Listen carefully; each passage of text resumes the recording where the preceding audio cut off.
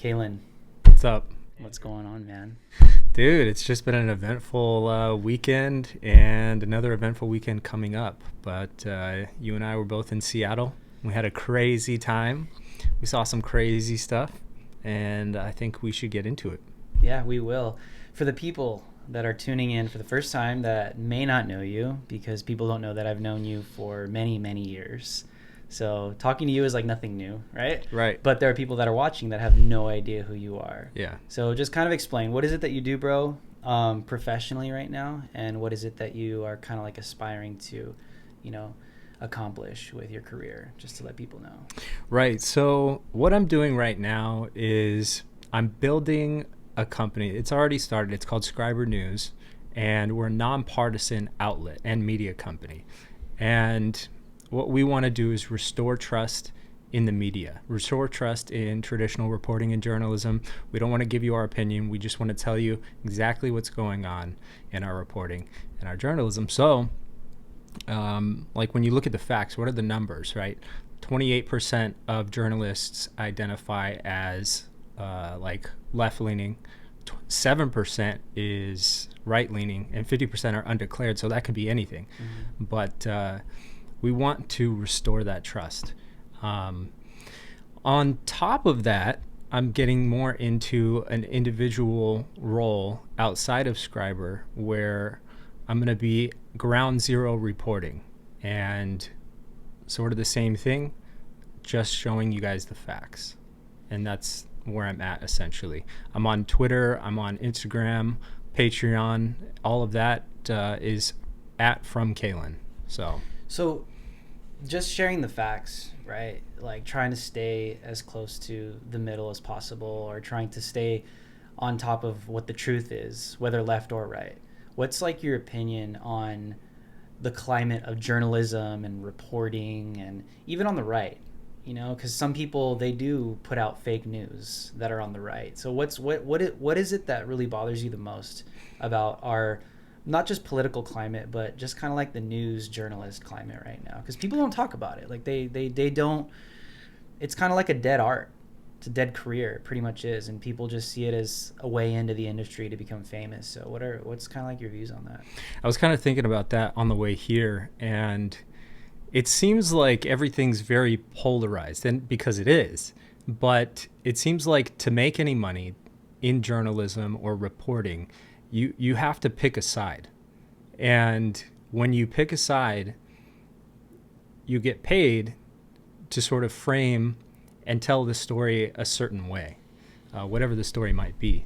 So, for example, I went on InfoWars and I gave an interview to them about what happened in Seattle. Now, the headline came back after they posted the video, and it said something that was slightly misleading, especially if you don't watch the video. You might think I said something I didn't say. But the idea is that there is an agenda. These people are bad.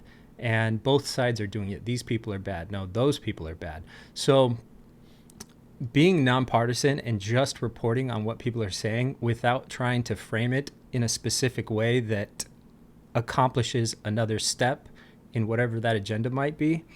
The problem is that you can't say whether or not somebody is lying. So I could interview someone and they could be a crisis actor and they could say whatever they want, and the people that view this sort of content, if they're not thinking with their brains and maybe they just function on emotion, they're going to look and say, well, that guy's probably a liar, and maybe he is, but that's exactly what we want to do. We want to give people the opportunity to say what they want, and the audience needs to decide. We're not here to tell people, what to think or what to believe, but based on the facts, just give it to them. And so I think that is getting lost.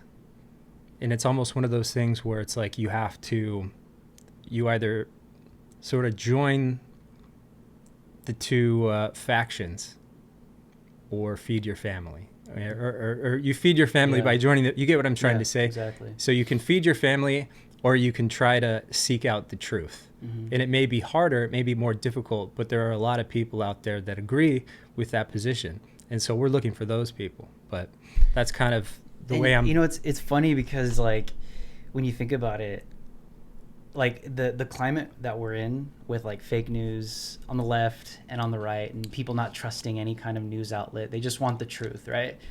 What it's done is it's spawned independent media, like you, like me. I mean, we're like offspring of like Elijah, like literally. I'm not gonna lie, right? Slightly offensive, true, you guys know, true, right? yeah. So I mean, we're not the only ones, but it's produced this where independent media is now being forced to be listened to and to be watched. Like I would honestly, bro, like I would rather watch like some kid's Snapchat, like, you know what I mean? Like some kid on Snapchat or on TikTok, just like, oh, like, look, this is going on. Look at this.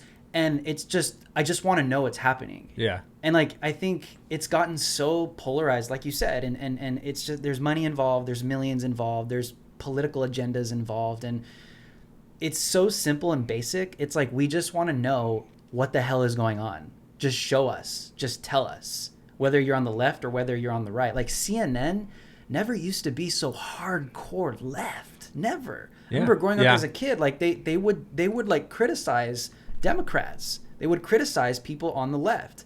But now they've gotten so polarized, and even on the other side, right? There are people with agendas. But I would rather just listen to someone that is just telling me what's going on. Like, that's all I want to know. I just want to know what's going on, what's happening. Just show me, even if it's some kid on freaking Snapchat or like TikTok, like just like live streaming. That's what people are watching right now. Like, that's their news. They just want to know what is going on. And like, what do you think? Do you think this is going to end anytime soon? Or do you think because of the era that we're in of fake news, there's just going to be more Kalens, there's going to be more Drews, there's going to be more Elijahs, there's going to be more Austins, Fleckas, Mike, all these people that are independent entities that are just simply trying to show the world like what's going on? What do you think? I think it is going to keep growing, and I think that's also where you and I kind and of George come Ventura, in. George Ado. Yes. I'm not leaving you out, bro. Don't forget about George.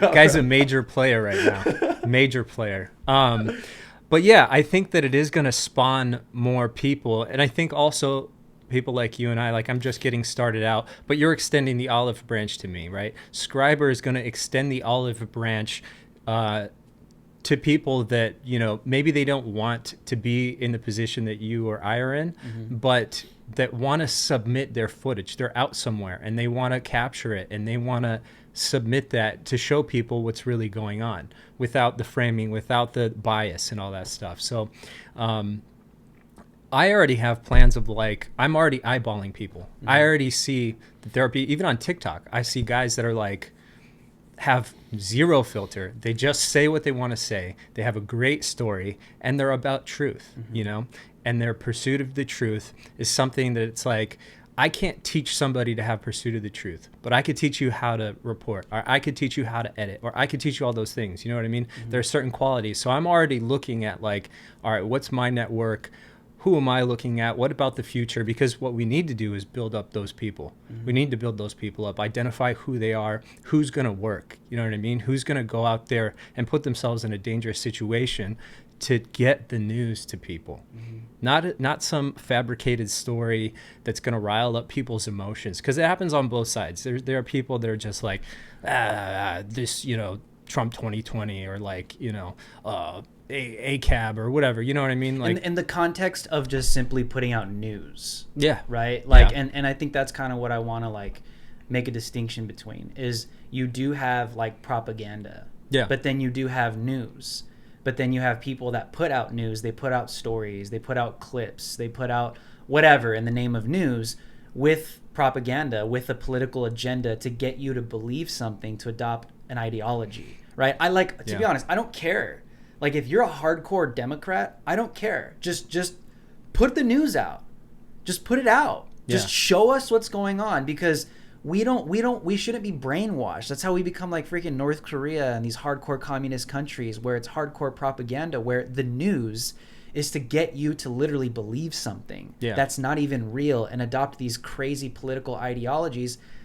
That shouldn't be news. That shouldn't be journalism. That should not be reporting in any way, shape, or form. And I personally, I know a lot of people may not like me saying this, but even on the right, even with conservatives, just report. Just show us what's going on. Yeah. and let me choose for myself what I want to believe. And I think there's also the aspect of like, especially here in the United States, you and I both have very similar views on a lot of stuff. We're both, children of God, believe in Jesus Christ. We love this country. And I would consider ourselves patriots in a lot of ways. And part of me, and this is probably inside of everyone, wants to either we want to do something actively, It's just that's why I'm kind of trying to create an individual identity apart from Scriberr, because with Scriberr, I want to restore the trust in the media and just report the facts. But I also want to use my platform to really fight against the things that I believe are toxic to the United States, because the other side's doing it. Mm-hmm. And that's just part of it. So there's that dynamic of like reporting the facts, telling people the truth, and then also combating the narrative. Yeah, combating the narrative and going to war with these ideologies. So there's a lot of factors at play. And I think that's a good point to make, because like myself, I get criticized a lot for claiming to be a reporter, a journalist, someone that's involved with news and media, but at the same time being a hardcore conservative Christian Trump supporter. Yeah. The point that I'm trying to make with people is I can do that, and I could still be both. I could still report to you what's simply going on, but at the same time, because I'm a content creator and because I have the ability to make videos, or I have the ability to combat the narrative, I'm like a hybrid. Yeah. So I try my best to separate the two, like when we go out to, a protest, or we go out to cover like freaking CHAZ or CHOP or whatever the hell it's the Choponians. Chazonia. Dude, what I called them Choponians on I called them Choponians on my last broadcast with Real News Gang, and someone commented Chop Onions. Chop onions. Yeah. Yeah. Like, they definitely smell like that. Anyways, what I'm trying to say is we have the ability to independently combat the fake narrative. But at the same time, when we go out to these places, all we have to do is show you. Yeah. Like, show you who these people are. Yeah. I don't need to fabricate it. Exactly. I can't fabricate a live stream. I'm literally showing you what's happening. Yep. How can you say that I'm wrong for showing you what's happening? Mm-hmm. You saw for yourself. The dude was spray painting all over the window. You saw for yourself. He was breaking into the police station. You saw for yourself that these people are criminal. Yep. And that's what you need to see. You don't need to see what CNN has to say about it, because they're going to lie to you. They're going to lie to you. In fact, I read an article today about Trump's executive order from CNN, and their main point, not that Trump took any steps forward in ending police brutality, right? Creating a database so that police officers who have a history could be held accountable, and be monitored, because there are some that maybe are that way. Yeah. But their whole thing was that he full-throatedly supported law enforcement. Why is that the main topic? Mm-hmm. You guys are pushing police brutality on everybody, and then making his first step toward fixing the problem about how he still supports law enforcement full-throatedly. Yep. That is super biased. And that's where it gets and becomes propaganda, because you're taking something that happened and you're skewing the narrative in order to get the reader to adopt something or believe something. Right. That's not news. That's not reporting. That's not journalism. We just need to show you and tell us what happened. Let me decide for myself if this is wrong or this is right. Let me decide for myself if this is valid or if this is something that I believe in or accept. Why does the media, whether left or right, feel like they need to propagate in the news? Because they have an agenda. They want you to believe something, and it has everything to do with votes. And that's where it gets into some serious, dangerous territory, because now this is a whole psychological game. Yeah. And people know this. Like people, like you guys honestly think like there aren't people like in the halls of CNN just like knowing that there are a bunch of retards at home just that don't think. Yeah. and they know they can get away with it, Yeah. of course they do. And you People, could say that on the other side as well. This is why people have to think for themselves, and they have to discern for themselves whatever it is that they're watching. right. So, I mean, yeah, I guess to recap, restore trust in the media, tell the truth in what we're doing, go out there and see for yourself. I encourage people to go out there and see for themselves what's really going on. If you get active to some degree, it doesn't take much. If you hear about something that's happening near you, go out there and live stream it to your Instagram and save it to your phone and send it to Scriberr or send it to Drew or send it to Elijah Schaefer or send it to George Ventura. Go out there and show people what's really happening. It's very simple. So, yeah. You know, people are like asking like, how do I like do this? How do I get involved? Or I'm like, dude, like, Yeah. that's it, bro. Yeah. Like, I just go out there with my phone. you That's just it. need a phone and a freaking internet connection. Yeah. And like a Twitter, like for now, I guess, you know. But that's literally it. And just show people what's going on. You don't have to like edit things. You don't have to take things out of context. Just show people what's going on. And that's what people want. Yep. That's what people want right now, on the left and the right. They just want to know what's going on. Yeah. And people don't understand that. It's like CNN and these people that propagate in the media, they just can't comprehend that right now. It's like you guys want to control people psychologically through fake narratives. And you wonder why no one trusts you. And you wonder why no one wants to watch you. And you wonder why no one wants anything to do with you. Because it's clear by now that if you're going to lie to me, if you're literally going to lie to me, Kalen, like, right? Like if you are going to lie to me and I'm aware that you're lying to me, like, we're not going to be friends that long. It's true.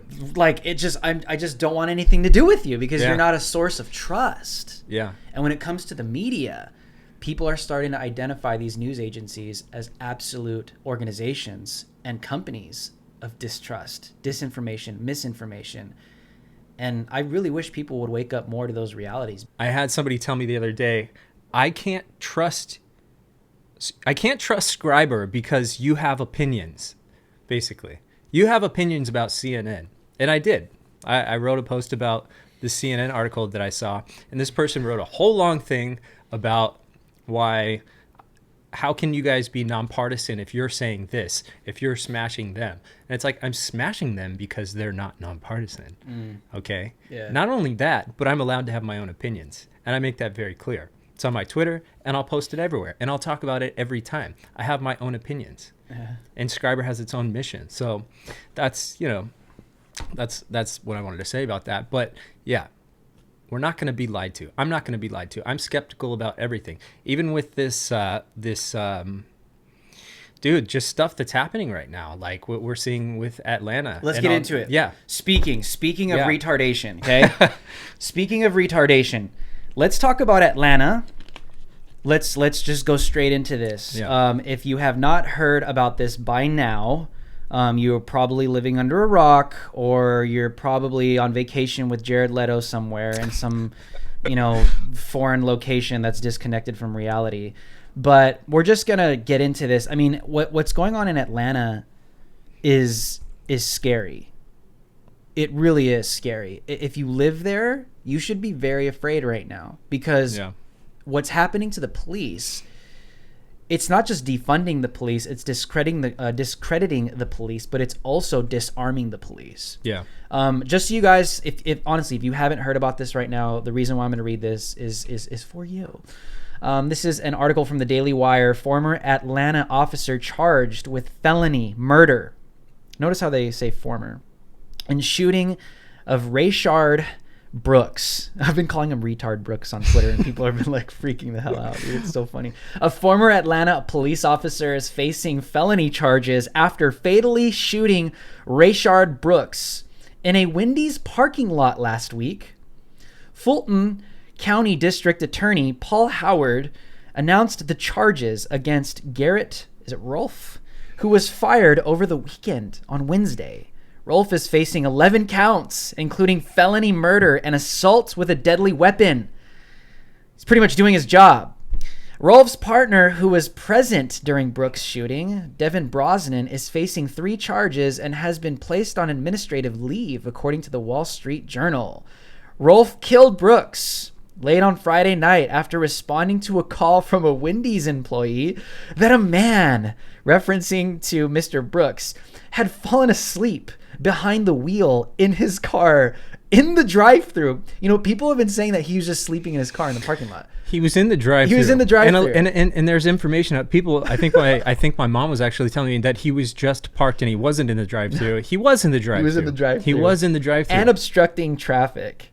The officers ran Brooks through a field sobriety test that pegged Brooks' blood alcohol concentration at 0.108%. According to body cam footage released by the Atlanta Police Department, the legal limit to drive is 0.0%. Brooks fought with the officers as they tried to place him in handcuffs because he's breaking the law. All three struggled and fell to the ground, where Brooks managed to take Bronson's taser. And he took the cop's taser. They're scuffling on the ground and escaped the officers. Rolfe shot after Brooks fired the stolen taser at him. Rolfe and Brosnan responded to the charges and statements given by the respective attorneys, according to WXIA. The decision to initiate charges by the Fulton County's DA's office is irrational and obviously based on factors which should have nothing to do with the proper administration of justice, Brosnan's attorney said. This was not a rush to judgment. This was a rush to misjudgment. To make a long story short, this police officer is now being charged by the DA with murder, felony murder. So that means a murder that has already been in process of a felony that was already taking place. That's even worse. So that's pretty much saying that there was an intent for murder because he was committing a felony in the process. And then the murder took place after the felony. That's kind of why they tack on felony murder at the same time. Wait. So what's the felony? I'd have to clarify here in this article. I think that's what people are freaking out on right now. It could be because he used force. It could be because of the force that they took against him. But that's what people are trying to ask. Or what law is this guy breaking when he's simply doing his job? I question everything. Even these incidents. Mm-hmm. You know, I wouldn't consider myself a conspiracy theorist, but I question everything. And sometimes these incidents are happening so frequently, like clockwork, that I just have to wonder. And if you're not wondering, I feel like you have a smooth brain. Yeah. You have a smooth brain if you're not wondering why all of this is so common. You already know the media lies to you. You already know politicians pander and lie to you. So, but let's talk about it.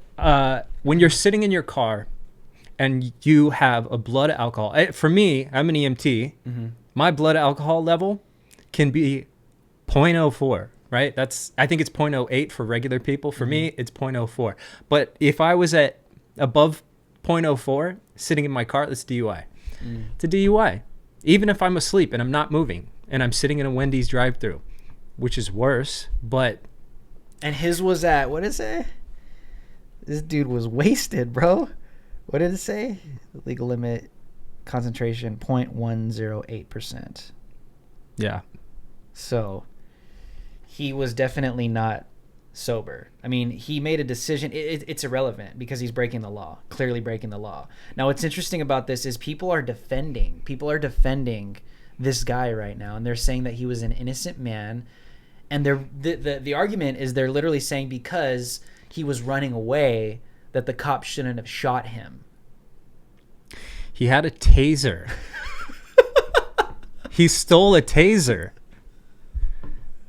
He was manhandling the cops. Like, this dude was taking on these two cops, and he was manhandling them. Like, he literally had both of them pinned down on the floor, and then he goes for the taser. Like, whether you're white, whether you're black, whether you're brown, whether you're Asian, if you go and try and physically assault a cop, you're probably going to get shot. Like, that's just life. There's something wrong, I think, right? I think it's like when you read the Old Testament, it was extreme in some regard, right? Drunkard teens should be stoned. There's something wrong with you. For society, you're bad, you're toxic.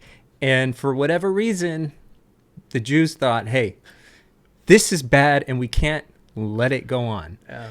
And now we want every person who does something wrong to just have no responsibility for their actions. No responsibility for their actions. He was scared. He was afraid. He wasn't doing anything.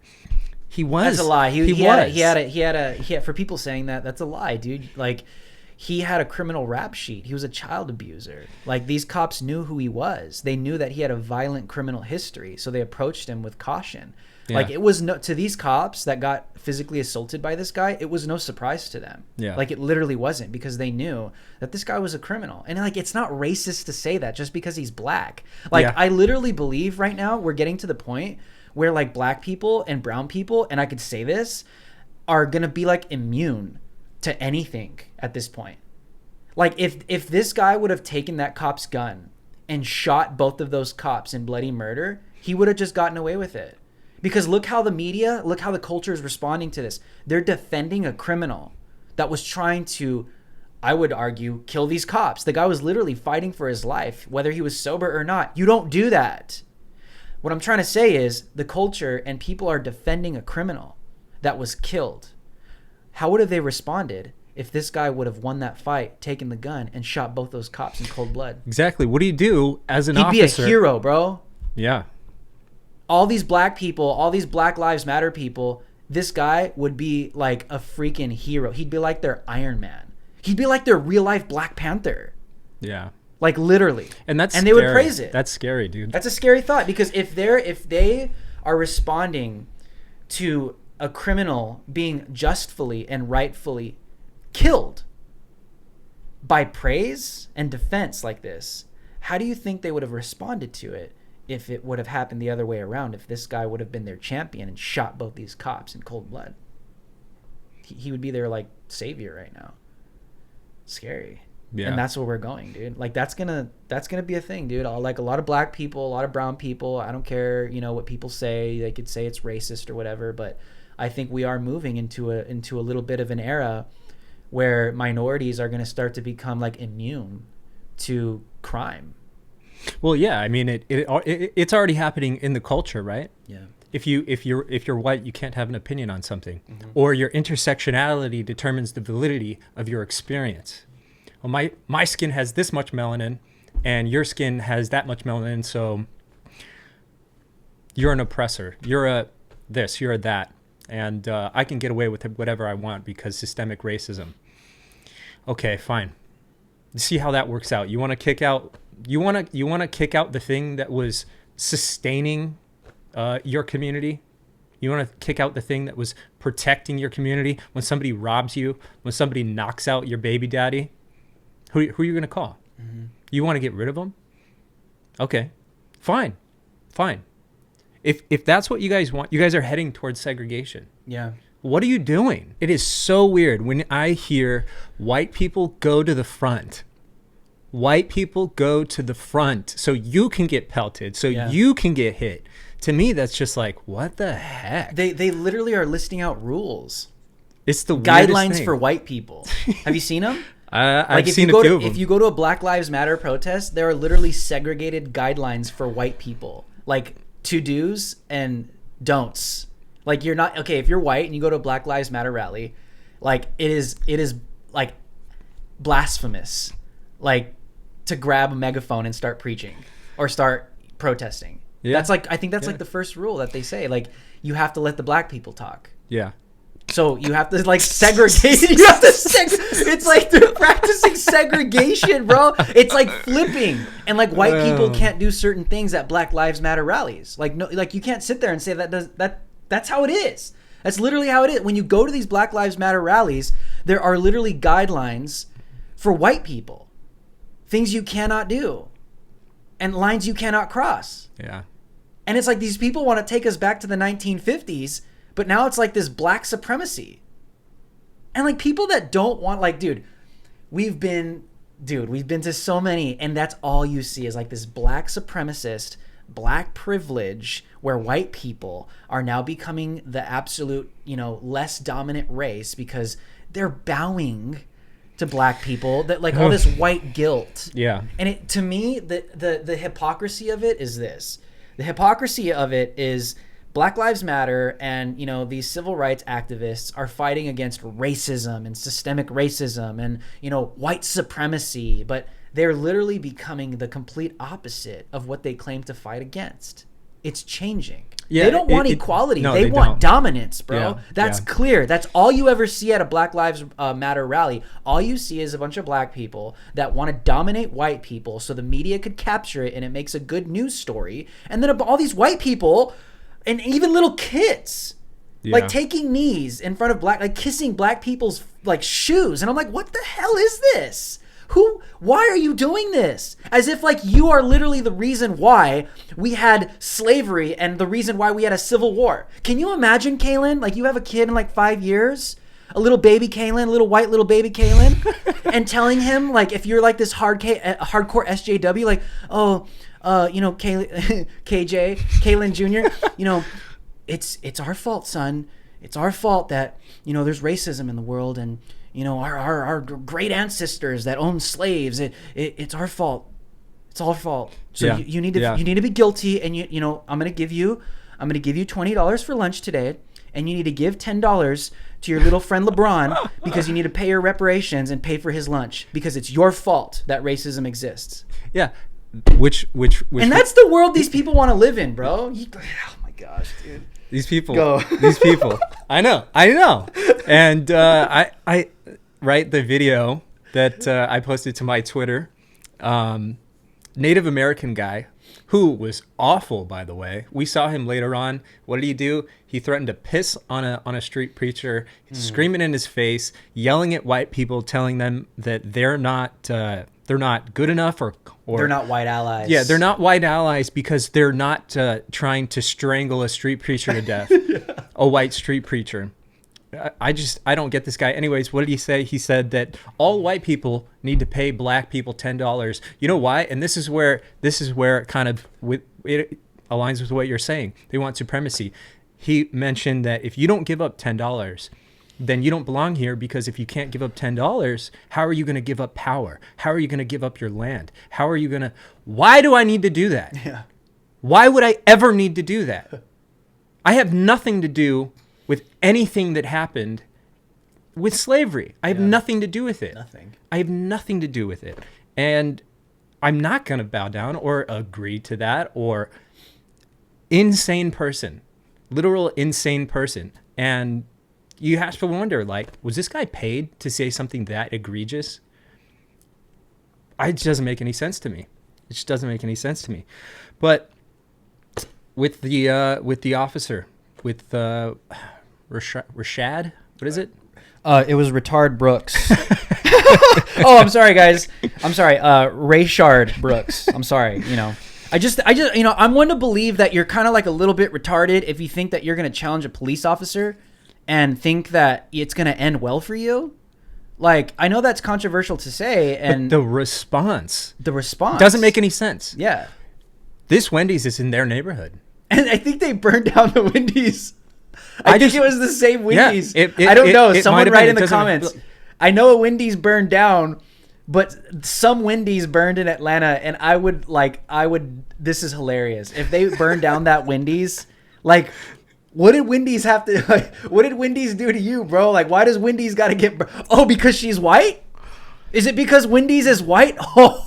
There's a little a Pippi Longstocking Swedish girl as their mascot or whatever, and you gotta burn down the Wendy's. They're gonna get rid of Pippi Longstocking because a black guy got killed by the cops for stealing his taser.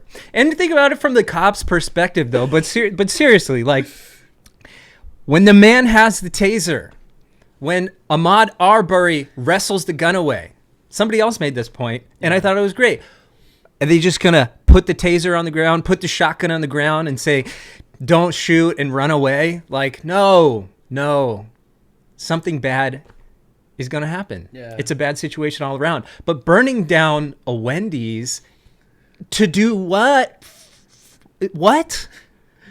Where these?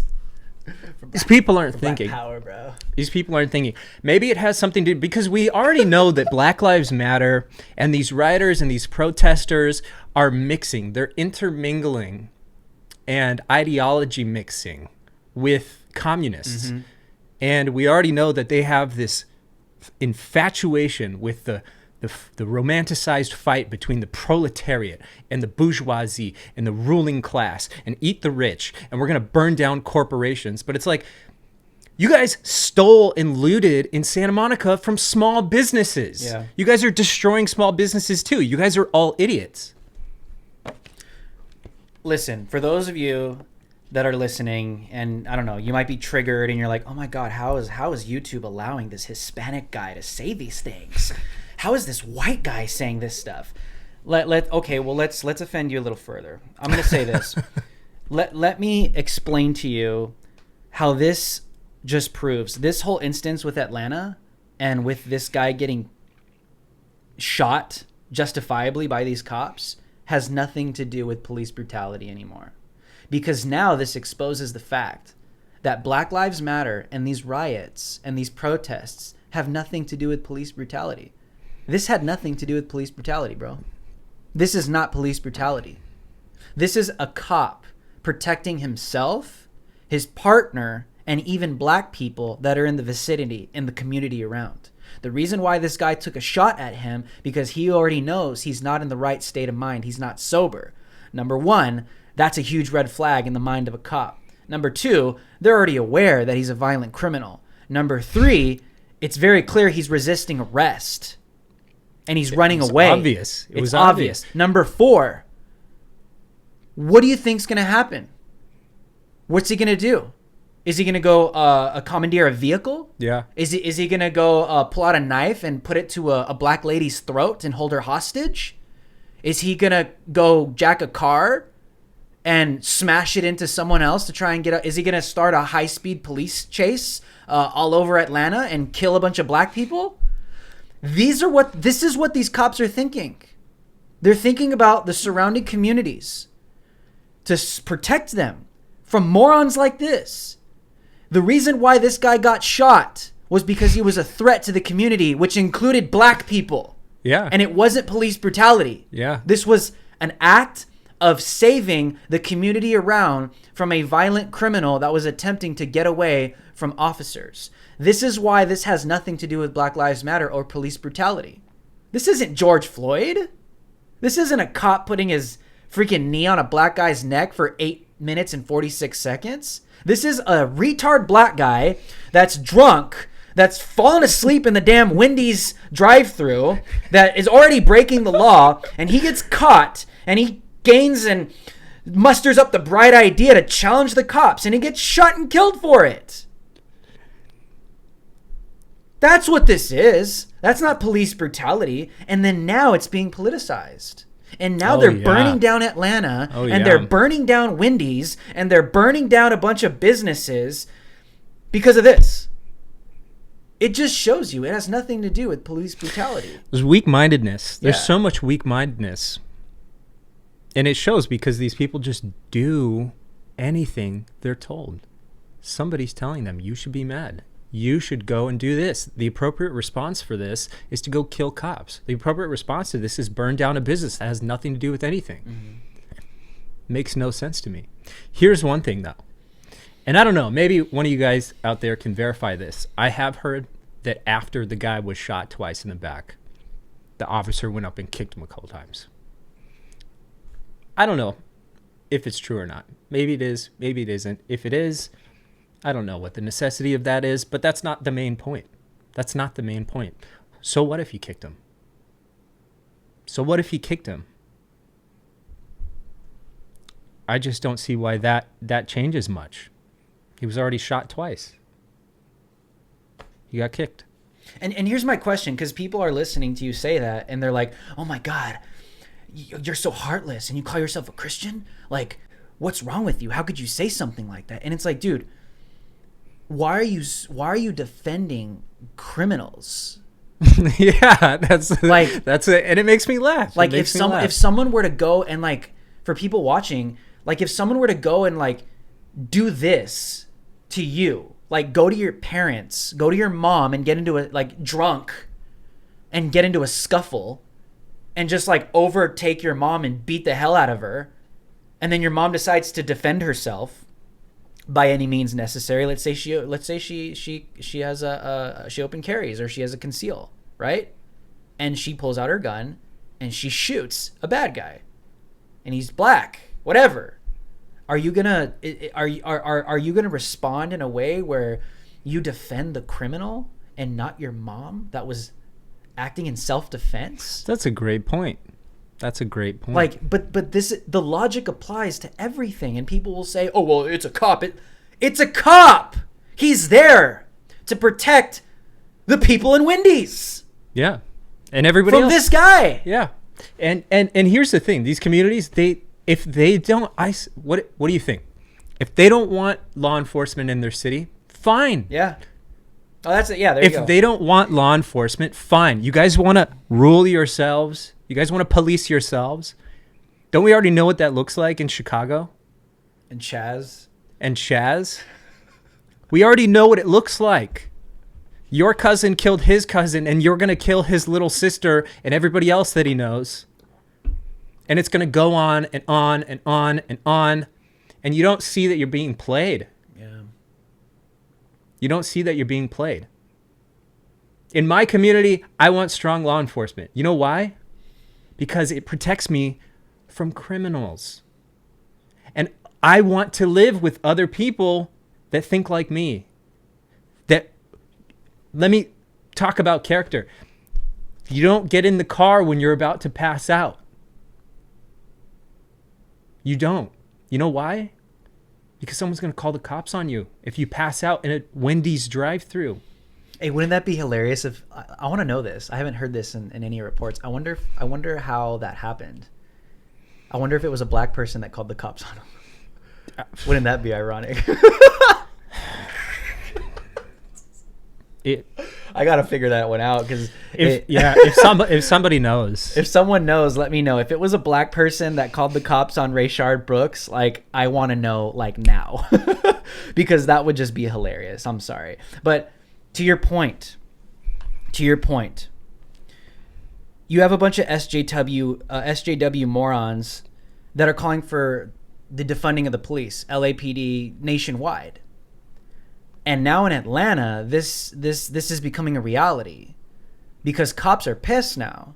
They're being treated horribly. Even black cops, good cops, black cops, Hispanic cops, and white cops are being treated horribly. And these people are walking out. They're protesting because of this. Because this cop, it's calling good evil and evil good now, right? We all know that. It's a biblical principle, but now it's becoming more relevant in our culture now more than ever, where now it's becoming our rule of law. Yeah. Is becoming that now. Yeah. Where you have a cop that was doing his job and upholding his constitutional oath with the badge by taking out a bad guy that was a threat to the community. That's why you become a cop. Whether the guy was black or white or brown, it doesn't matter. But now we're at a point where if you do your job as a police officer, you're racist. Because if it's a black guy, you're racist. Therefore, we're going to burn the damn city down because you shot a black guy. And we don't care why. You shot a black guy. Yeah. We don't care why. You shot a black guy. And that's where we're going. And the point I'm trying to make is now these cops, they're being treated this way. It's already hard to be a cop. I have family that are police officers that are Hispanic. It is hard. It's one of the most excruciating jobs because you're looked at. You have to constantly be watching your back, looking over your shoulder. No one's your friend. No one's an ally. And then you have crooked cops within the precincts that are working with the gangs. It's a very stressful job. And right? you have to deal with these people every single day. Yeah. It's your job to deal with the people in society that can't figure it out. Yeah. That's not an easy thing to do. No. And a lot of them would rather not respond to a lot of these things. Yeah. For a lot of different reasons. But God bless them. And now the media is just fanning the flames of hate cops. Cops are bad. Cops are evil. And it's getting worse and worse and worse. And the point that I wanted to make was now the cops are protesting. So what's going to happen is you're going to have crime percentages This is what I want to talk in about. all communities, Yeah. black, white, Hispanic. You have crime that is going to skyrocket.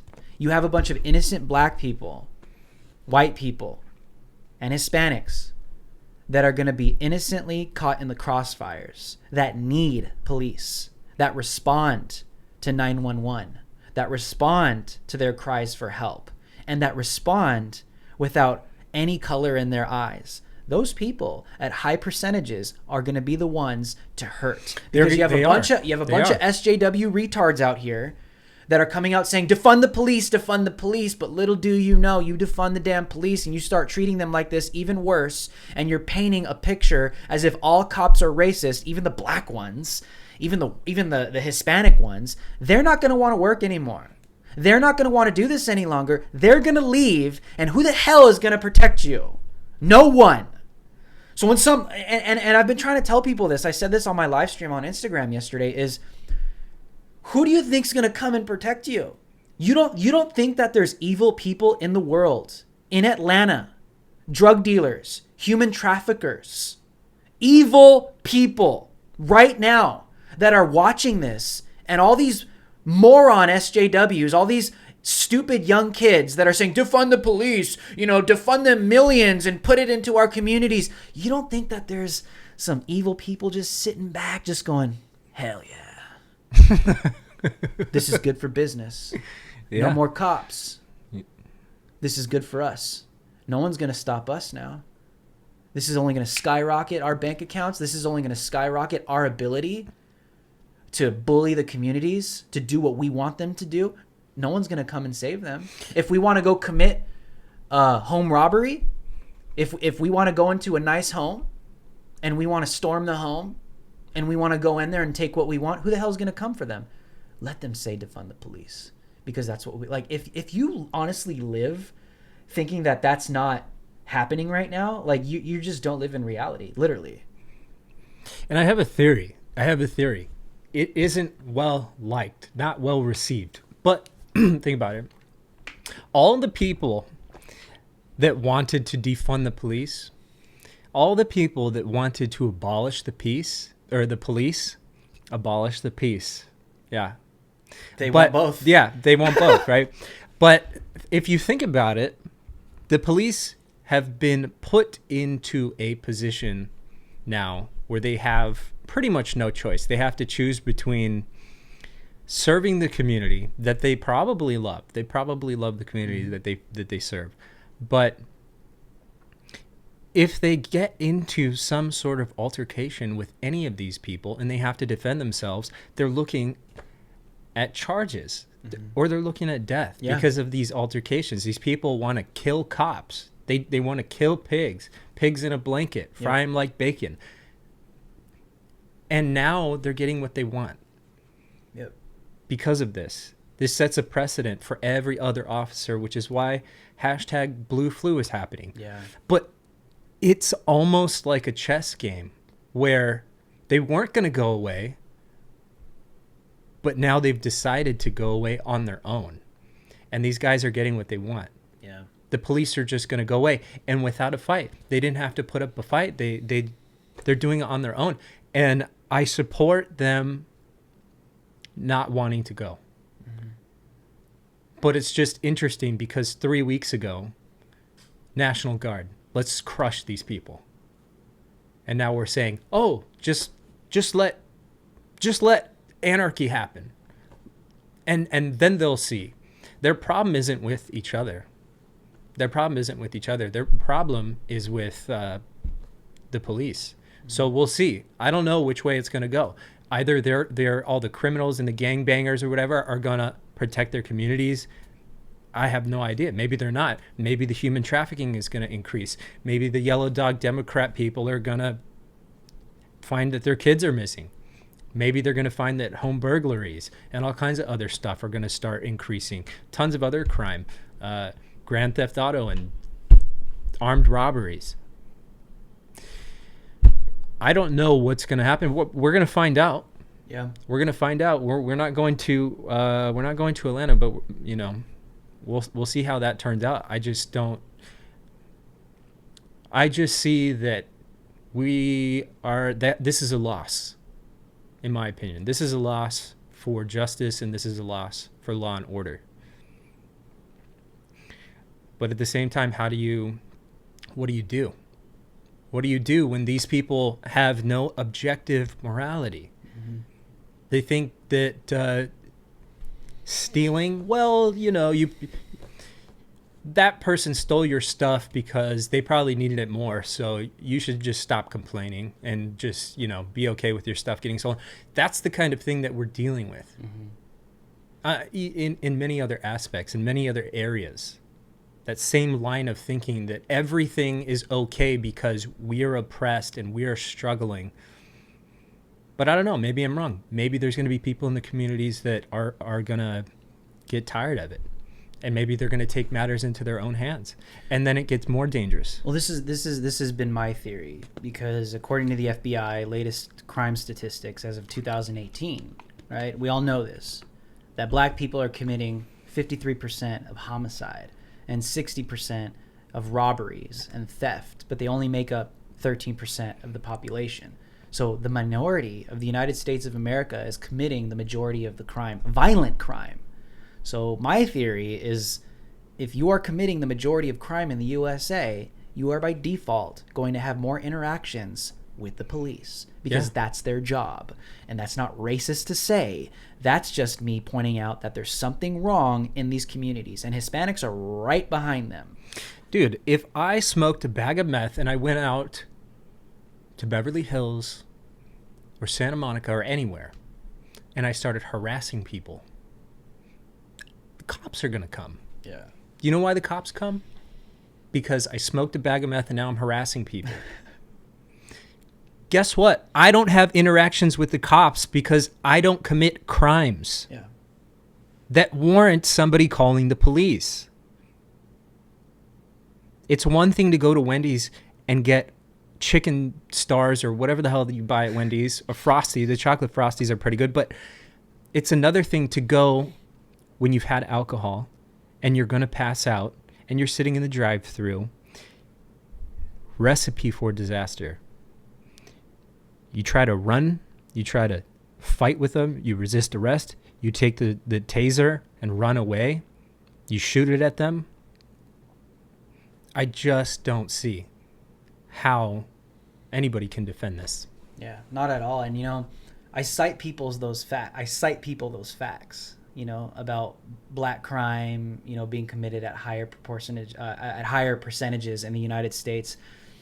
And, like with even minorities, I'll get in debates. I'm like, dude, they are committing the most crime in this country. So that's why they're having interactions with the police. And it's always the same stupid rebuttal I get back. Well, they live in poverty.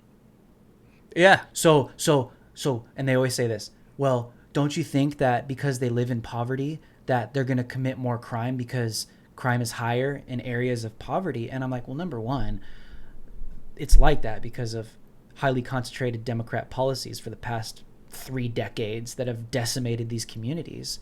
That's one answer I have back. But number two, are you really going to sit there and tell me, and black on black crime is skyrocketing under Barack Obama. Don't talk about that. Don't talk about black on black crime. That's racist. Under Barack Obama in 2013, the first black president of the USA, 2,500 black people were killed, murdered, homicide. You know how many white people killed those 2,500? Only 200. 2,200 black people killed those 2,500 black people, and the rest were just other races. Black on black crime was skyrocketing even under the first black president of the USA. Now, is that because of racism and the white man, or is there something wrong in those damn communities? And I have these conversations with minorities, and they're not ready for it. They can't handle it. Because to them, it's like, no, how dare you? How dare you point the finger back at the community? I'm like, well, maybe there's a reason why you're having more interactions with the police, because you guys can't get your damn act together and you're killing yourselves and there's genocide in these communities and you're not willing to even address it yet. And my argument is, until the communities address this, I don't think anything's going to change, because it's the police, it's their job to protect the innocent minorities that are getting caught in the crossfire by these retard Hispanics and retard black people that are killing each other. Grandmas are getting shot. Little kids are getting killed.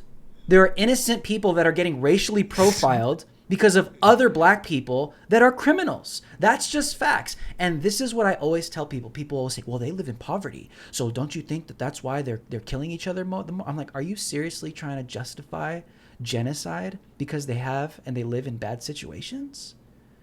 That's insane. There's never a good reason for a civilization to genocide itself. Whether you live in poverty or whether you're rich out of your mind, there's never a justifiable reason to commit genocide. You're right. And here's the thing. These people who are saying, oh, well, poverty equals crime. Dude, affluency equals crime too. You guys are blaming rich people for oppression. You guys are blaming rich people for being sick in the heart and committing crimes that you keep pointing to everywhere, right? Money has nothing to do with it. I don't have that much money and I don't go out and commit crimes. I just hate that argument. I hate that argument. And guess what? When you guys destroy everything, these people want to tear everything down. They want to tear down corporations. Let's keep corporations in check because not all of them are great. But you want to destroy everything. You want to turn everything into a desert. You want to burn everything down. Guess what? Everybody's poor now. Yeah. Everyone's poor now. Oh, but no. The solution. Choices, decisions. But you guys just believe whatever you want to believe. You believe whatever you want to believe and you want to blame somebody. You want to scapegoat somebody for your bad decisions. Yeah. And it's white people. White people are getting scapegoated for everything now. And I'm not saying that there aren't bad white people. Sure, but there's bad black people. We've been talking about it for 15 minutes now. But, dude, I don't hate anybody. And I'm sure you don't hate anybody either. Dude. I hate the devil. That's a good point. The devil's a liar. The devil's a liar. Here. I want to land the plane on this. Yeah. Is the communities do have to take responsibility and there is accountability. Like, that's a fact. You know, minorities don't want to talk about these things because it does play a factor into why the communities are interacting with the police. Literally. And until these communities begin to even want to talk about that, why won't black people condemn black on black crime? Why won't brown people condemn? Hey, we're not talking about that right now. We're talking about white people killing black people. Exactly. Racist. Exactly. And that's not statistically, that's not the defining factor right now. And that's why there's no solutions that are coming. Because if you want a solution to this, you have to look at everything. You have to look at all the data. And you have to be willing to look at yourself and say, if there's something going on in our communities, we've got to address it. I personally believe in hip hop and mainstream black culture, violence and the glorification of murder and fornication and all these evil things, even in the Hispanic culture. Our American culture is saturated with all this, but it is hyper right now with SoundCloud rap and all these different things. Millions of dollars are made in music that glorifies black on black crime, brown on brown crime. And why won't Black Lives Matter condemn that?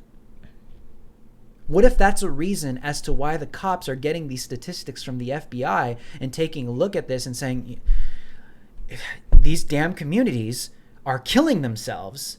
We got to get in there and deal with them and protect the innocent within these communities. Don't you think that it's a possibility that you as a black person or a brown person are possibly being racially profiled? I'm not justifying it and saying it's right. I'm just saying this could be a reason as to why this is happening. Don't you think that it could be a possibility that the reason you're being racially profiled is because some other retard black guy ruined it for you and is ruining your community's name and ruining your community's reputation? Could that be a possibility? I would say yes. And with the profiling, it's like if there's a police officer in a white community, right? Somebody commits crimes, white people commit more crime, or they commit a lot of crime. There's more white people. Yeah. But there's also genetic variation. There's more ways to identify somebody if they're white. They had red hair. They had brown hair. They had blonde hair. They had green eyes. They had blue eyes. They had brown eyes. Yeah. They were fat. They were chubby. There's more descriptors. And just based on the genetics, dude, you're black. You also have black hair. It's hard. Or if you're a black person in a majority white community, there may only be 2 or 3 of you guys. Yeah. And that makes it tough. I'm not saying it's fair, but they're trying to police the community. And there was something else that I wanted to say. What I think is interesting, though, is I have never even had I didn't have a speeding ticket until 2018. Mm-hmm. And I got a speeding ticket in Iowa, Bettendorf, Iowa. First one ever. I've lived in California my whole life, never had a speeding ticket. Mm-hmm. I was about 15 miles per hour over, and I got a speeding ticket. You know why? Because there's no crime, or there's very little. And what do they focus on? They focus on traffic violations. They focus on the smaller things because they're not worried about armed robbery because it's just not happening as often. So those are the kinds of things that people see, and they complain about it. I used to have them in my neighborhood growing up. There was always a cop who sat right on the corner because there's motivation, right? Yeah. I don't know 100%. I don't have all the facts on this. But someone brought up to me recently that there's a lot of politics in play when it comes to policing as well. There's crime happening. There are laws being broken. I probably broke some traffic laws on the way here. I'm not kidding. And it seems like when there's not major crime happening, you're going to get policed in other ways. They're there. They're getting paid. We're paying them. That revenue has to come back somehow. Does police reform need to happen? Should there be reform in more ways than just trying to keep a log of Oh, for sure. Who's violent? I'll say this is I don't want people to think that I'm like hardcore police over everything. I'm not. I'm literally I'm against a police state. Yeah. Like I don't want that. I would be the first one to just come out and say, okay, we're probably, if that were to happen in America where we were a police state, I'd be the first one on the front lines to fight against that. Yeah. Armed up. Number 2, I was against what the police in certain departments were doing during the COVID-19 hysteria. There were literally police officers out on the street arresting moms for going out and taking their babies to play on the jungle gym. And there were literally police officers violating their constitutional oaths, telling Americans that they can't go outside and gather and express their First Amendment God-given right. I was like, I'm against that stuff. Yeah. And I'll condemn the police when they need to be condemned. But I will never say, let's get rid of the police completely. Yeah. In the sense where we need to be void of law. To go to your point, I think that's an issue of reform. Yeah. I understand their passion. One of the number one reasons why I love black people so much, okay, is because if anyone's known me for any period of time like you have, you know that I'm extremely passionate. I talk and people think I'm yelling at them and I'm like, I'm just passionate, bro. So don't, black people are my people, bro. Like, I love talking with black people because they're just so passionate about what they're saying. And I'm like, yes, like I need that. Like I need to be around stuff like that. Yeah.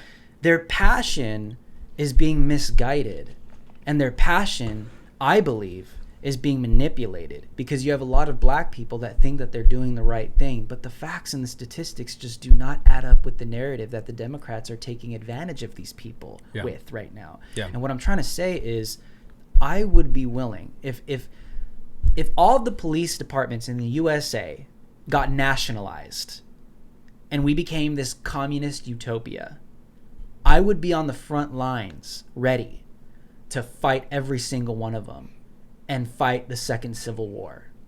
I would do that. I'll go down. Because I think that's a constitutionally justifiable reason to go at the police force if that's what they became. some communist utopia dictatorship, fascist regime that was being used to overtake our constitutional republic. Yeah. I would be passionately, like these Black Lives Matter people, fighting them, but that's not what this is. I remember now what I was going to say. Back to the chess game, right? The chess game that has put officers in a terrible position, that has caused them to abandon their communities because there's no good options, right? That's the chess game. I play in a way to make sure your king has no options. You're done. For whatever my goal might be. In this case, is to get the police out of there. So why? People are going to go crazy. They're chaos. But what happens when you have chaos? You have to ramp up law enforcement. Yeah. But I think that's where this is going, Kalen. Going to ramp up law enforcement. And I think they want to bring in their own. Who? The left regime. They want to bring in their own police. I don't want to, I mean, I don't know where they're going to come from. Who did Candace Owens interview? The Black Lives Matter guy from New York. Scriberr covered it, right? That he came out and said, we're going to have our own Black Panther police, policing the streets, policing our own people. Dude, that's the left. When lawlessness abounds, I want law enforcement to combat that. But I don't want some totalitarian or fascist police state. I agree with you on that. But it's like, are people not thinking here? Are people not using their brains? I saw this in 2012. In 2012, there was all kinds of stuff going on. And since then, it was like, why don't people understand that the more they act up, the more rough they're going to be handled with law enforcement? I just don't get it. The more you guys want to throw pipe bombs, the more you guys want to set stuff on fire, the more funding the police are going to get. And they're going to need riot gear. They're going to need heavily armored vehicles. They're going to need huge 40-millimeter rubber bullets to shoot you in the head with because you want to roll a dumpster fire at them. Over nothing. Yeah. Over lies. That's the biggest part. Yeah. Over lies. It's so hard to find truth. It's not in front of you. That's why I was encouraging you guys earlier to go out and see for yourself what's really happening. Yeah. It's like everybody said, oh, well, the cops, they were shooting pepper balls at us. You know why they were shooting pepper balls at you? Because some piece of shit showed up to break windows and throw pipe bombs at the crowd and throw bricks. That's why. And it was past curfew by 2 hours. And they were being lenient with you. And they didn't make you leave until agitators showed up and ruined the whole thing for everyone. And now they have to clear you out. Let's transition. We'll end. Yeah. Let's just talk about your experience in CHAZ. Yes. Okay. Yeah. So we, for those of you that know, I'm not gonna go over this again. I did a video a couple days ago. We were in CHAZ. We were in Seattle. It's now CHOP. We were there Friday night, Saturday, Sunday, and we left Monday. We were there when the street preacher showed up. We were there when the Black Patriot showed up with the other Patriots, and they were doxxed or attempting to dox them. We were there when everything went down that weekend. We caught pretty much everything for the most part. But what I didn't catch was what happened to Kalen on Sunday night. Kalen, I was on the phone with my wife actually and eating dinner because I had a major headache, and I was in the lobby. Yes. And freaking Kalen's out there, and I'm like, where are you going? And he's like, oh, I just want to, I'm going to go back out. Are you going to go out? I was like, no. Yeah. And so Kalen went back out, and something happened, which I think is going to change your life forever. So if you want to give a brief kind of, play-by-play, step-by-step, sequence of events, what happened, share with us, Kalen, what took place. Yeah, so, right, I was supposed to leave Sunday. I missed my flight, and as soon as I missed my flight, I knew. I was like, everything happens for a reason. I don't know what that reason is, but there's nothing I can do. I'm not going to spend money for another flight to get back on time. Yeah. And you know what? They gave me a free flight, and it's Monday at like 4, whatever. So I go back to the hotel, And I guess I go out, right? I think we were out during the day or something like that. And basically everyone had kind of called it a night. I think George Ventura and some of the Daily Caller people were still out there, and they actually captured some mayhem, FOMO. But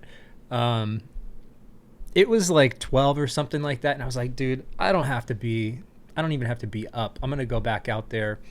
I've had a pretty good experience so far. It hasn't been too crazy. No one's really approached me. No one's, I was feeling confident. So I just went out to see if maybe anything else was going to happen.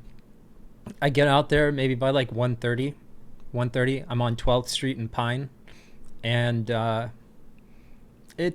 there's not that many people out at that time. In comparison to the majority of people that are in and out, passing through, the tourists. I want to call them tourists because it's a circus. Because believe it or not, guys, Chazonians do sleep. So, I mean, some of them are crackheads and they're on heroin and they've been awake for like, the past 2.5 weeks. But some of them do sleep. They have their little tents, but yeah, just wanted to insert that little fun Chazonian fact there for the people. And they do have beaches, which are very nice. Anyway, so I'm walking down. I make a right on 12th Street, and I start walking down Pine. That's passing by the East Precinct, and making my way down toward the southeast corner of Cal Anderson Park.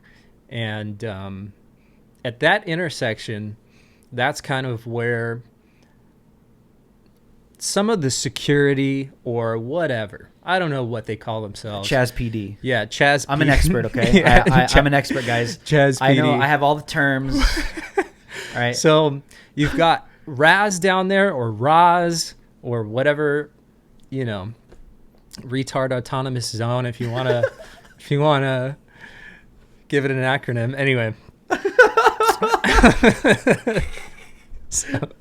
So he's down there, and there's a bunch of guys. So I'm down there, and I'm just walking around, and I don't have my like monopod or anything. I was just gonna freehand the phone if anything popped off or anything interesting, And somebody like tapped me on the back of my shoulder, and I'm like, oh great, what is this? And I turned around, and it was actually Jack and Kevin Paselbic. They were out there, they were undercover, and they were trolling. In my opinion, they were trolling a lot, and I'm sure you probably heard some of the stories. Anyway, so they kind of told me like, hey, a bunch of this stuff happened while you were gone, and I was like, oh shoot, okay. So we went and we sat down on a couch in this little couch section where all the SJWs and the guilty white people kind of talk about whatever. The conversation couch. Yeah, whatever they talk about, yeah. They literally have little couches. They literally have little couches set up. Yeah. And they have like a little cardboard out, and it says like in their little writing conversation couch, and they just talk about, it's like a little safe space. Yeah. So at that hour, there wasn't really a whole lot of that going on. There was only a few people kind of talking about stuff or whatever, but the three of us basically sat down in this couch section, and so I started filming Roz and that whole little group of people that was in the intersection, just because I had heard stuff went off. Maybe more stuff is going to go off. Mm-hmm. So I'm filming on and off. I'm like taking short clips because I don't want a super long one.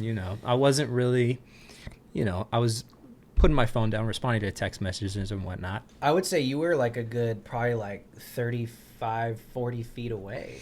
Yeah, I was not far. Right? Yeah, I wasn't, or I was pretty far away. I was far away. My camera was zoomed in, But anyway, Jack was behind me, and he was filming from behind me. So you can actually see me if you go to his Twitter timeline. You can find the video. You can actually see me. I'm just a black figure sitting on a couch. His brother is to the right, and I'm filming from right there. He posts that to his Twitter timeline. And then you see the group basically come to a huddle, and they're looking. Mm-hmm. And then all of a sudden you see this guy in black block. He's looking around. Mm-hmm. And you can see, I see it in my footage. I wasn't really even paying attention when I was filming this. But in my footage, you see him looking around, and then you see his eyes basically lock on. As soon as he locks on, he spins around, and he goes straight to Roz. And he's like, telling him stuff, whispering in his ear, probably licking it a little bit. And Roz is like, SoundCloud. So anyways, Roz probably tells him, you know what, go check it out, go see what it is. So you see that in my footage, this guy in black block walks out of the frame, and basically he walks around the couches and behind me, and then you see him come back into the frame. He goes right back to Roz, tells him, licks his ear again a little bit, and then he recruits this guy to go with him, which is the guy that attacked me. And we call him the guy with green tape on his hand because he had green tape on his hand. And he had like a little surgical mask dangling from his chin, because we know that if there's COVID out, the best way to prevent spread of COVID is to not wear the mask on your face. So they do the same sort of route. You know, they go around and then come back up behind me, right? And I was sending you a text message. I was in the middle of sending you a text message. The thread was open. And you know what I had just sent you right before that. Yeah. And so that would have been pretty bad, right? If they would have seen that. Yeah. So it would have been pretty bad. And so they come up behind me, and this guy gets right in my face, and I could smell his like halitosis chemical breath like through the mask, right? And he's like, "What are you doing with that? Let me see your phone. Show me your phone. What are you doing?" He's like trying to boss up on me. And I was genuinely scared. I was freaked out because I wasn't paying attention. It just came out of nowhere. Yeah, it just came out of nowhere. And so he like kept saying a bunch of stuff, and I was just like, "Nah, I'm not doing anything, man. Like I'm not doing anything." That's basically exactly how I said it. And so he started to get more aggressive, and I tried to like get up, and I'm pretty sure he like pulled me back down to sit down, but I ended up getting up. And he's like, "Why are you standing up?" Like as though I was about to do something. And so then he says, like, you're gonna give me your phone, and we're gonna go through it, or I'm gonna knock you the out and take it from you. So I was like, okay, this escalated really quick, and I need to get out of here. So I tried to walk away, and he grabs the back of my jacket. It zips up like all the way up to my neck, so there's a pretty good like collar back there. But he grabs the back of my jacket, and he punches me in the back of the head. My hat flies off, and he starts thrashing me around, and my bandana falls down, so my face, I'm completely exposed. And so at that point, I'm just like yelling, like, "Dude, get off of me. Somebody help me. Get this guy off of me." And he just wouldn't let go. He kept getting more aggressive, grabbing different places, trying to reach in my pocket and grab my phone. And there was just no way that I was going to give him my phone. Absolutely no way. So some people start gathering around. And it wasn't a mob like you would think. We've all seen videos where somebody gets into a fight with somebody else, and we saw it in Riverside. Yep. You get into a fight with one of these guys, doesn't matter if they know each other, doesn't matter if they're friends, doesn't matter if they hate each other, they're going to gang up on you and step on your head and leave you in the gutter. So I wasn't sure what was going on. I was freaked out. Anyways, there was people, they were surrounding, and they were asking, what did he do? What did he do? What did he do? Which is good. It means they don't have a smooth brain. You know, they want to know, why are you doing this to this guy?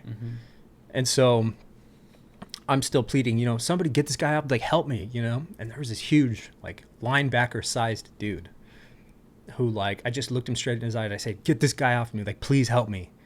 And he basically got in between me and this psychopath, and basically undid his finger. So I got out of it, and I started running out of CHAZ, or Chazonia, or Chaponia, and I went past the Mexican food restaurant that they've taken over and basically destroyed, and added the barrier. And as I was running, I heard a woman say, "Run to the medical tent." I said, no. In my mind, I was like, no, I'm running out of here. Yeah. Why would I stay in here? No. And I don't need medical attention. On top of that, I got lucky that he only hit me once. I got lucky that I didn't get jumped. But So I run out and I run a couple blocks, and then I look behind me, and there's 3 people chasing me. 3 people chasing me. And after another couple of blocks, I started getting tired, and they caught up to me. And then they put their hands physically on me and tried to tell me, oh, dude, let's sit down. Let's talk. What's going on? Let's talk. What's going on? I'm like, no, dude, get out of my way. Leave me alone. Get off of me. And I kept trying to move forward. I kept trying to get to safety. And they kept getting in front of me and putting their hands on me and not letting me go.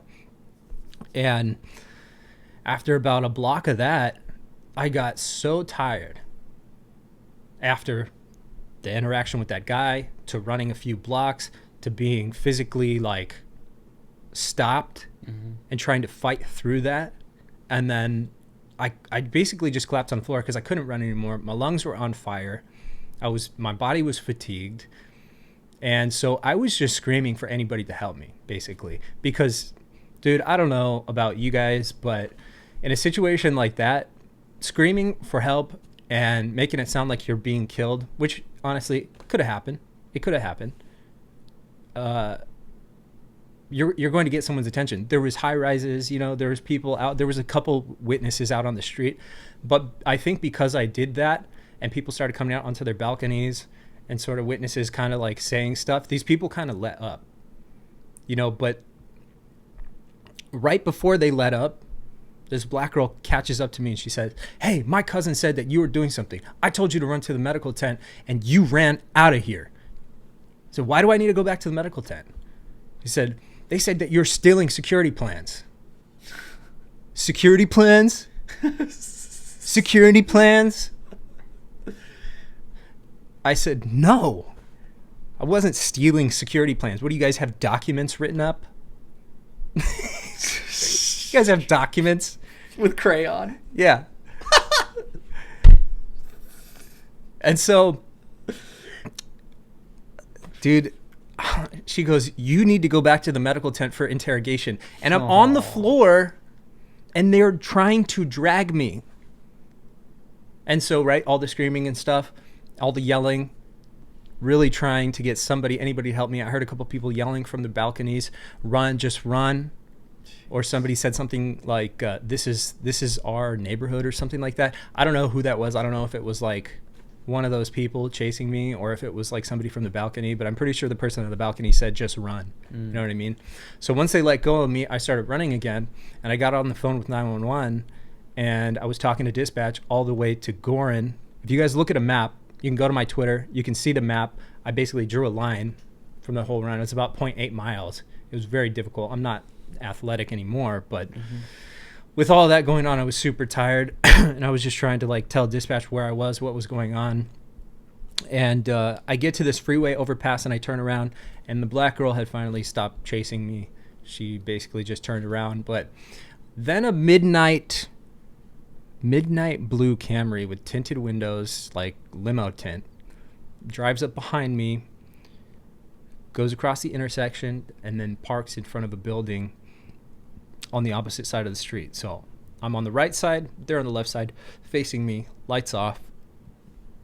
And I told dispatch, hey, there's somebody, I think somebody's tailing me. I think somebody's chasing me in this car.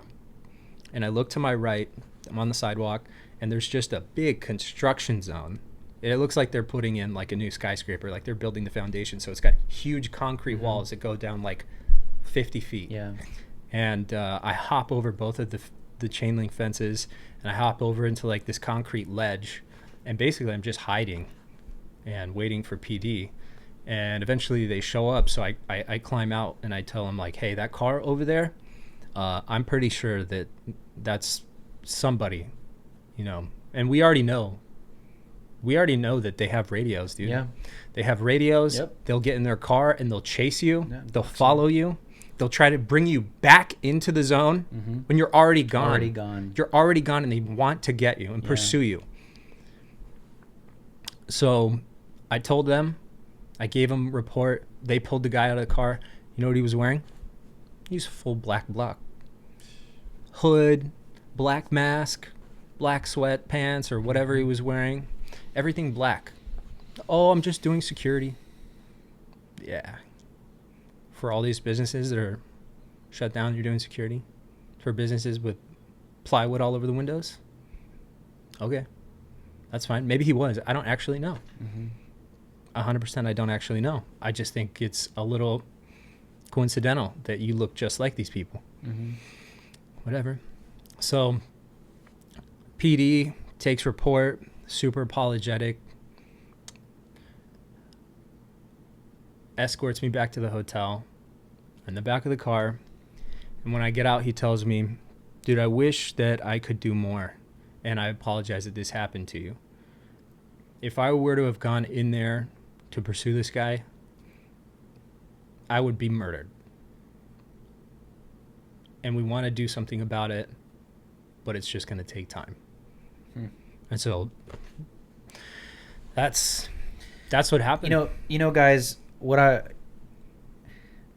talking about an American city here. Like, it almost sounds like you're talking about your experience in like Haiti or some ghetto in Afghanistan, or this is some pretty traumatic stuff, dude. But we're talking about an American city in the USA, in Seattle, 6 blocks that have been taken over by insane radicals. Black Lives Matter, they don't shy away from saying that they own that place. You know that. What does CHOP mean? So CHOP is a reference to the French Revolution, because some people, Marie Antoinette and one of the kings of France, got their heads chopped off. So they decided, we didn't agree on CHAZ. Nobody agreed on CHAZ. Let's change it to CHOP because we want to chop people's heads off. That's literally on film. I think Shelby Talcott got that on film. Oh, she did? I think so. Oh, wow. I could be wrong. We were there. I heard it. Yeah. I was there. Yeah. I was just, what people don't understand, and what I keep trying to explain to people is, this is the norm that they want. Like, this is the America. When AOC and Bernie Sanders talk about their, equal utopia and their socialist utopia, it turns in, socialism is the precursor to communism. That's just history. That's history. That's a historical fact. Lenin said that. Exactly. Right? Yeah. And that is where this goes.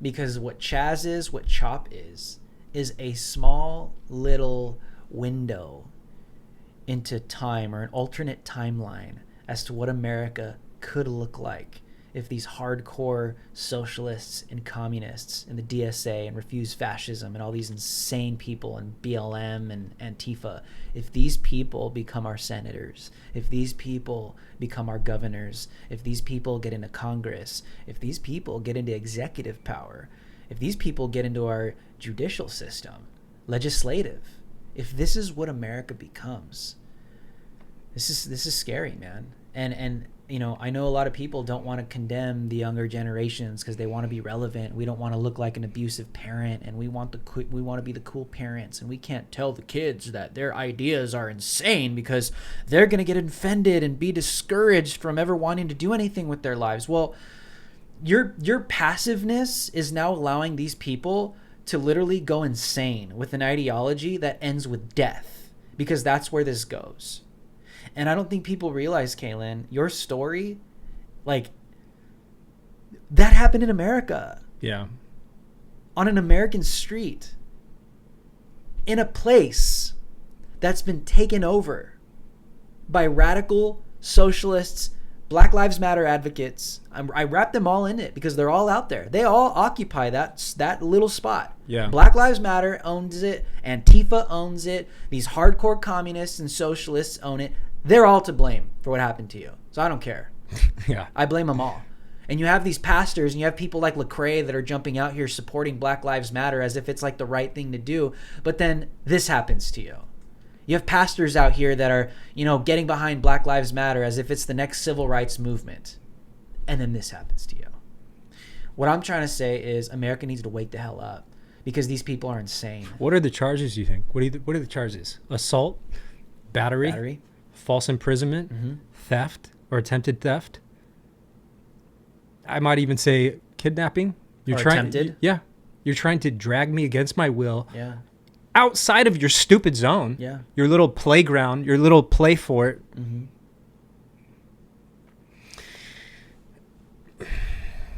It's more serious than I even realize. Yeah. It's much more serious than I even realize. Because what happens if I would have gone back to the tent? Oh, I'm going to go back to the tent. The interrogation tent, medical tent. Those people, yeah. Well, like, what do you think? What was going to happen there, Kalen? Open- What were they going to do? They were just going to talk to you and oh yeah, who are you? What, like, even that within itself is insane. People are hearing this and they're like, oh well, you know. And I'm pretty sure people will say, Kalen, oh well, you're an idiot. Why'd you go in there? This is America. Like, this is still America. That's still Seattle. I know we're making fun of it and we call it CHAZ and chop all this retard stuff. It's still like, that's an American piece of land that's designated in Seattle right now. And these people took it over, and this is what it's become. So people that are being passive and they're giving it a pass, saying, oh, well, why would you go in there? Like, you know, it's a dangerous place. Why would you walk in? As if it's like you're freaking going and flying in Afghanistan.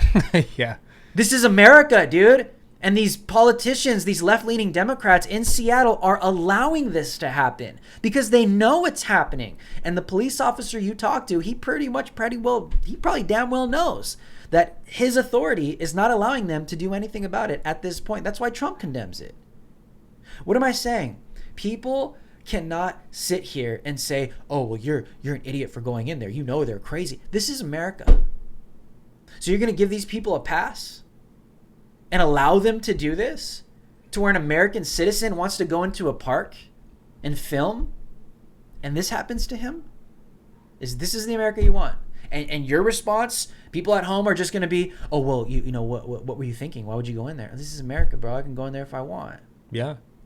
And these communists, this is what they're doing. And I'm just like, this is what your country is going to look like if you allow these people to gain more ground. And I don't know if the CHOP or CHAZ or whatever is still going.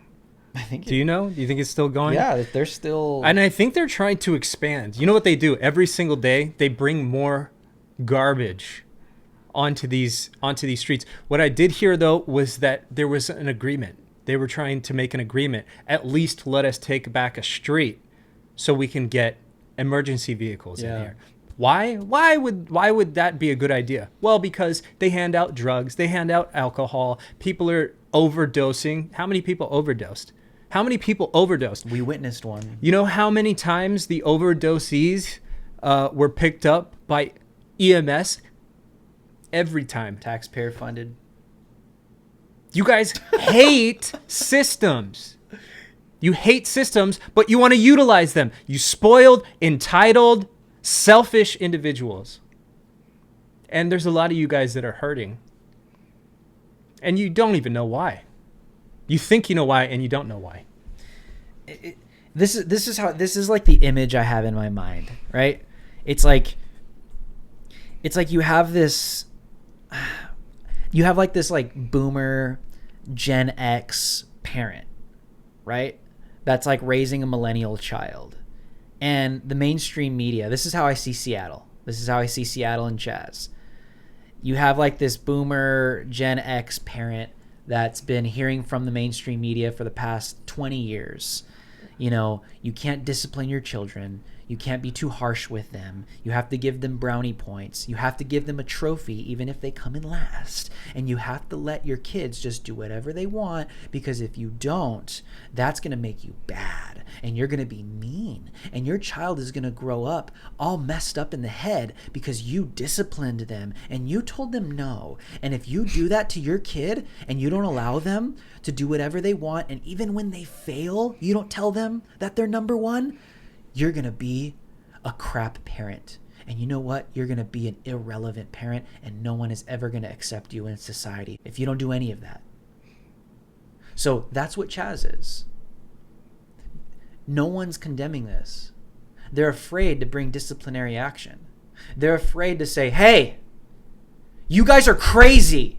You can't just take over 6 blocks in a city and start spray painting everything and start taking a bunch of hallucinogenic drugs and having sex in tents in the park where little kids play, and then arming yourselves with weapons, walking the streets, patrolling the streets as if you are some kind of self-autonomous nation, while at the same time, you're using government-funded, taxpayer-funded services, EMS services, when people are getting hurt, but keeping Americans out. That's wrong.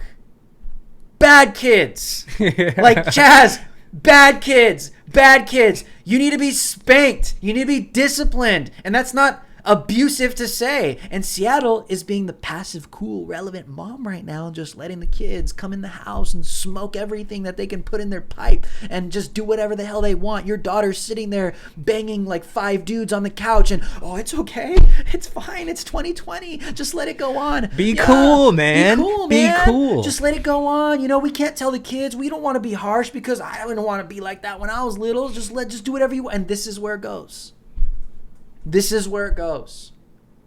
Because the rule of law gets absolutely removed from the equation. And this is where it goes. It's not safe. Like what happened to you. That's what these people want America to become. When they're talking about their hardcore socialist, they're talking about police policies. Their own communities. If you are suspected of anything, they're going to search and seize your property. They're going to go through it. They're going to beat your ass. Yep. That's what they want. They might even kill you. Last thing I want to say, guys. This is not normal. None of this is normal. What's happening in CHAZ, CHOP, what's happening in Atlanta, all of this lawlessness, all of this stuff happening, this is not normal. People, I think, are becoming so depraved where their lack of morality is getting to the point where they can't even discern if anything is truly right or if anything is truly wrong. When it's staring you right in the face because of our political correct environment where people are afraid to condemn anything that is wrong because it might be the unpolitical correct thing to do. People get muted. And now they don't even have the ability not only to speak on anything that's wrong, but now we're getting to the point where people are not having the ability to even identify if something is wrong. And that's a scary freaking place to be, bro. And that's where we are, because you have people right now that are probably watching this and they're like, oh, well, you guys shouldn't have gone there if you known it was violent. Are you kidding me? That's an American city. And you're just going to allow people to take stuff like that over here in the USA? Wake up. Wake up. Because that little damn utopia is the country that they want. That's the world that they want. And people think that there's like a neutral ground when it comes to these commies. No, there isn't, bro. It's either you're one of us or you die. Because you go to CHAZ, that's their mentality. If you're not one of us, even if you're black, they're there for Black Lives Matter. Antifa, all those SJWs, they're there for black people. That's why we took over the precinct. If you are black and you go into CHAZ, like that black guy we saw, the Patriot with an American flag. Maximus. Yeah. They will freak on you. They will threaten your life. It's not about skin color. And they'll call you all kinds of racist stuff. Yep. Racist. Black men being racist to other black men. Yep. The Black Lives Matter. Yeah. Black Lives Matter. Alrighty, guys. Thank you guys for tuning in. Make sure to like, share, and subscribe because we are extremely deboosted. If you'd like to support my work, you can. The links are in the description below. Kalen, where can people find you? You guys can find me on Twitter @FromKalen. You can find me on Instagram @FromKalen. You can find me you can find my Facebook page @FromKalen as well. My Patreon, if you want to donate and support journalism, Ground Zero reporting, please visit my Patreon and we'll work out some benefits for that. But yeah. All right. You can also, don't forget, go to Scriberr, join our email list, and get our weekly news blast.